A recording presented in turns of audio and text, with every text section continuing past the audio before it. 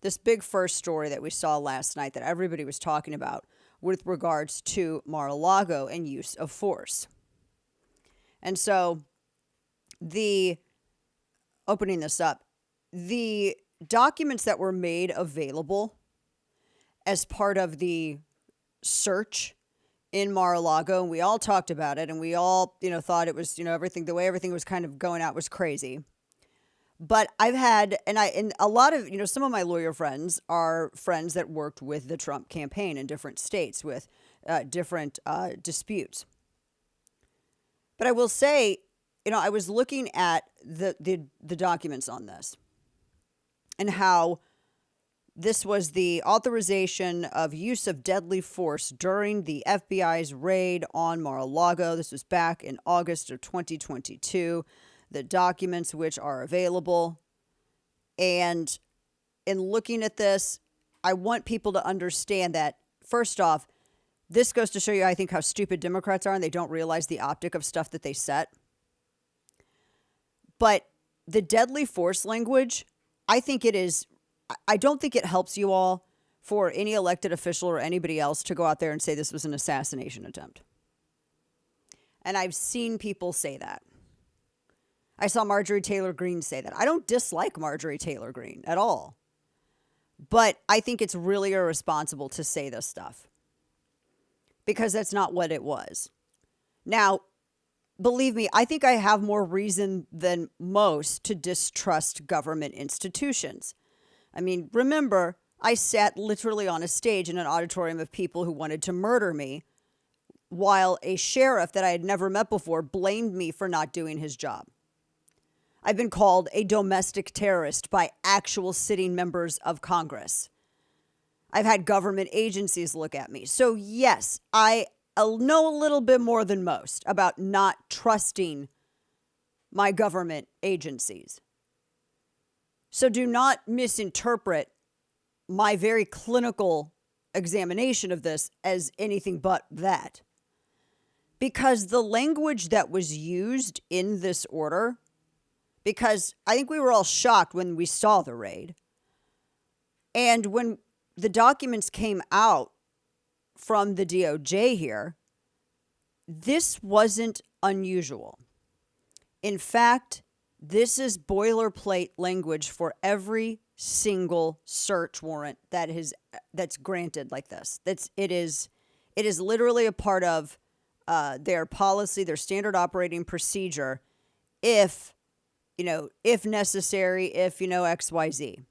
But keep in mind, it doesn't matter if it's a DOJ raid. It doesn't matter what it is. When you have the Secret Service involved, everything must go through Secret Service. So the Secret Service was already aware of everything that was happening.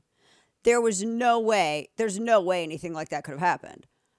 Now, granted, I say this as a cynic that does not trust not a single person who wears any kind of name tag in government. But there is a big difference, and I hope you understand the gap between standard operating procedure and boilerplate language and then calling something an attempted assassination. I'm telling you, I feel like that doesn't help you to call it that. And there were a lot of people that were saying this last night, and these are people that, on the spectrum of politics, I would like to say they engage in a lot of hyperbole for clicks. And this is the other thing that you need to be aware of. It used to not be like this, 10, 15 years ago. But just like with every other aspect of information distribution and media, the conservative sphere or right-leaning reporting has fallen the exact same way. You have individuals who will say the most far out things because they want the engagement. Engagement has been monetized. You engaging and reacting is a product that people make money off of. And it is no different on the conservative side. And I don't want you to be deceived into thinking that it is because these people are somehow more virtuous by way of identifying as either conservative or Republican. So there is a motive There is a reason, a justification that some of these people have in pushing over the top narratives. It gets engagement, even if it's bad engagement. And that's the other thing. It doesn't necessarily mean it has to be good, even if it's bad engagement. Engagement is engagement. And they can absolutely monetize it. And they absolutely do, which is why you saw a lot of these claims about this search warrant and a lot of things that were deleted. Very high profile accounts that I know you are aware of. I know you know these people. They're a little bit, like I said, they lean towards the hysterical. And I don't think that that helps our side. And this is where a lot of, they might misunderstand me. I want to win. And if I feel like their hysteria is an obstacle to that, I will criticize it like I am now. There are times to be completely up in arms. And again, I say this as someone who's been to protests all around the country. I've jumped into pits. I've screamed at people. I've worn wires. I've done all kinds of stuff. There's a time to be hysterical and a time to not be hysterical. And I think when you have things like this, it's very important to be clinical. Why? You are getting a lot of people on the left. You are starting to persuade them on the double standards of justice, this two tiers of justice. You're starting to persuade them, whether they want to admit it or not.